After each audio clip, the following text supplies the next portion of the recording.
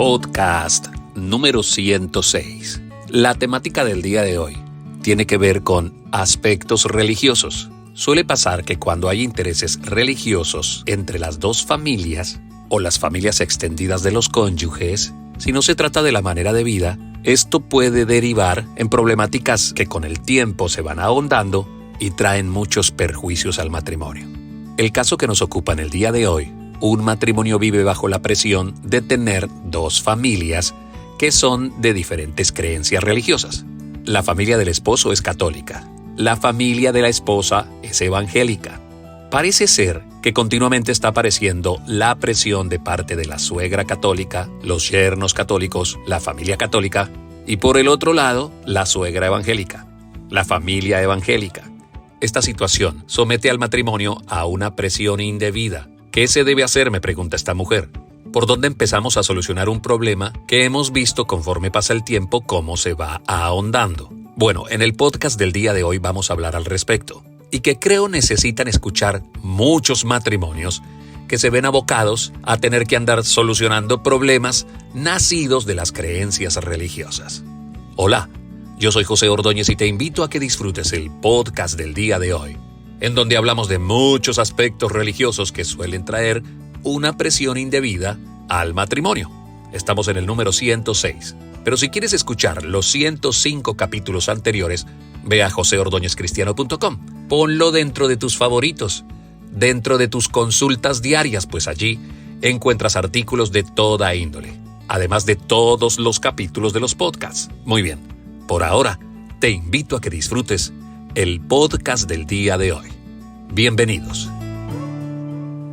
Primero que todo, para decisiones como estas, con el único que te tienes que poner de acuerdo es con tu esposo. Es al único con el que tienes que negociar, es el único con el que al final debes lograr un acuerdo solo con él.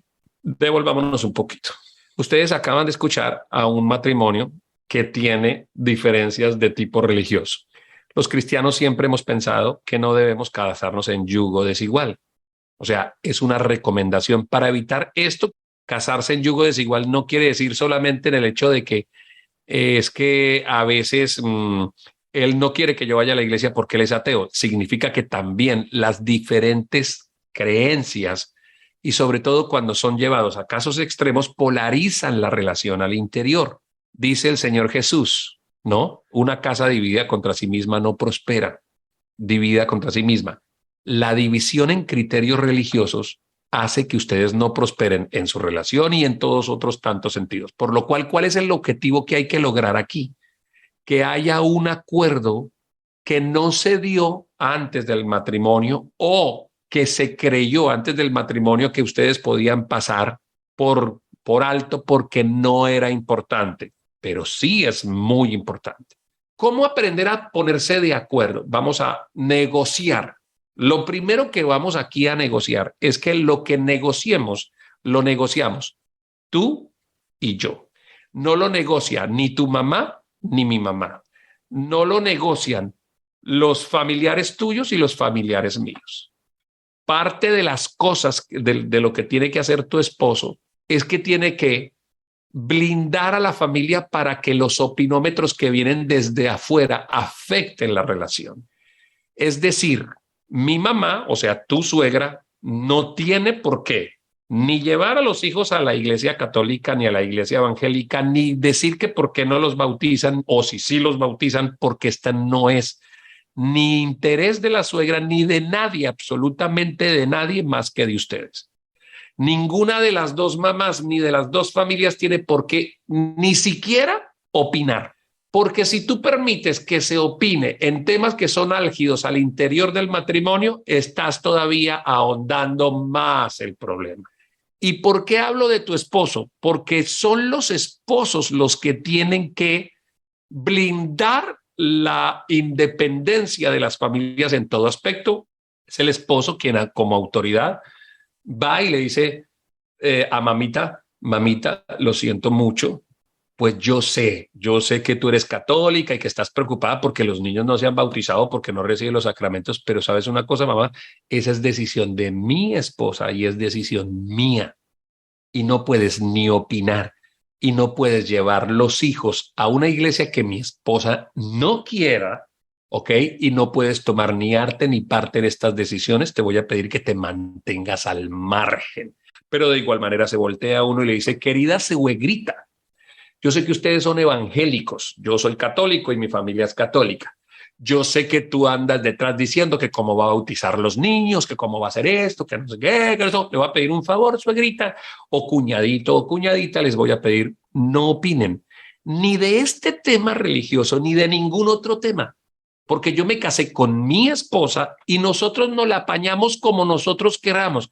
Si queremos ser budistas, si queremos ser testigos de Jehová, si queremos ser lo que querramos ser, es solo nuestro entorno familiar y nadie opina al interior.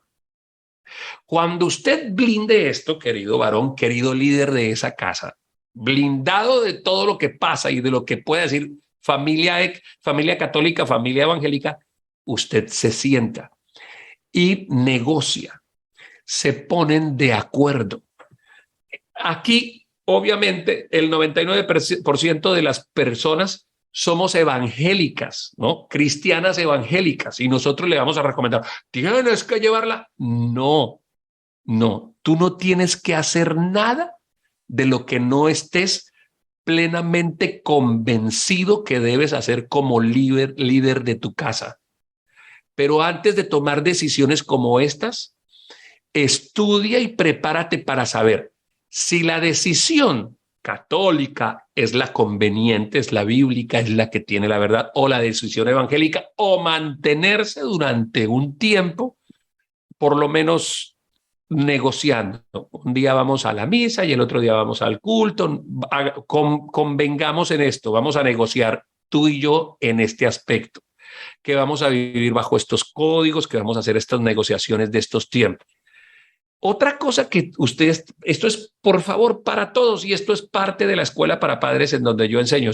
Nosotros los padres no le heredamos ni las creencias ni las religiones a los hijos. Ese es un concepto que está erróneo inclusive al interior de los mismos cristianos, que es que mis hijos tienen que servirle al Señor y que hijo de profeta, profeta y que hijo de pastor, pastor. No, no. Dios no tiene nietos, Dios tiene hijos. Yo vivo convenientemente bajo los códigos morales y éticos y amorosos de la palabra de Dios. Les muestro a mis hijos el camino por el que deben andar para que ahora, cuando están grandes, ellos decidan si sí son evangélicos o no son evangélicos, si deciden serlo o no serlo, porque el Señor busca personas que le adoren de verdad. De verdad. ¿Sabe qué significa de verdad? Mire, las iglesias están llenas de personas que asisten a las iglesias solo porque es que en la vida, toda la vida decimos evangélicos o toda la vida hemos sido católicos y eso de nada sirve, porque el Señor está buscando gente que lo busque en espíritu, en verdad, que lo adore porque le nació del corazón. Claro que el modelo de coexistencia que tenemos nosotros en la casa le va a mostrar a nuestros hijos si la iglesia, si el pastorado, si el evangelio es real. O sea, yo con cada cosa que viví en mi hogar pude demostrarles si Cristo es o no es. Porque hay hijos que dicen, pero ¿para qué voy a la iglesia evangélica? Si allá mi papá, mi mamá todo el fin de semana como evangélicos allá aparecían, pero luego venían aquí en la casa y se madreaban, se tiraban, vivieron mal. Mi papá era el ladrón, mi papá le pegaba a mi mamá era chismosa, mi mamá era ladrona, pero allá se la pasaban todo el tiempo en la iglesia. De esto no se trata, de ver a qué religión pertenecemos. Se trata de que cuando tienes un encuentro real con Jesucristo, tu vida cambia. Entonces, negociaciones de si la mesa o el culto, esas las tienen que hacer entre ustedes dos y negociar. Sus hijos van a amar al Señor, siendo católicos o siendo evangélicos, producto de una relación personal con Jesucristo, no porque ustedes hayan sido X o Y. Primero, repito, blinden, ninguna suegra tiene por qué estar opinando ahí. Ninguna. Si ustedes permiten el cotilleo ahí y si permiten esa presión, van a perder y va a ser un tema que conforme pasan los años se va a volver más álgido. Segundo, siéntense, dialoguen, pónganse de acuerdo cómo lo van a hacer. No se presionen. Querida, Jesucristo no entra ni a presión ni entra por la puerta de atrás. Él es. Él es. ¿Sabes quién convence de pecado? Jesús, no la religión. ¿Tú crees que estás en el camino correcto? Ora por tu esposo y ten un comportamiento piedoso, porque dice la palabra de Dios, el apóstol Pedro, que por la conducta de la mujer el hombre es ganado. Sobre todo la respuesta tenía que ver con el ámbito de la independencia que como esposo y esposa se tienen que dar en asuntos como estos. No pueden opinar las suegras, ni las familias extendidas, cuñados, primos, tíos. Hasta los asuntos religiosos se dirimen entre el esposo y la esposa. No debemos olvidar que no podemos ser recalcitrantes, creyendo que nosotros somos los dueños de la verdad absoluta y que se tiene que aplicar conforme a nuestros principios y nuestras formas, porque eso destruye los matrimonios. Bueno, creo que no queda más por decir en el día de hoy, sino invitarte además a que califiques de buena manera este podcast y que lo compartas. Y si puedes dejar un comentario, eso nos ayudaría. Recuerda que puedes ir a joseordóñezcristiano.com y allí encontrar todos los 105 capítulos anteriores. Ahora, te deseo que Dios te bendiga y que luches por la independencia de tu matrimonio.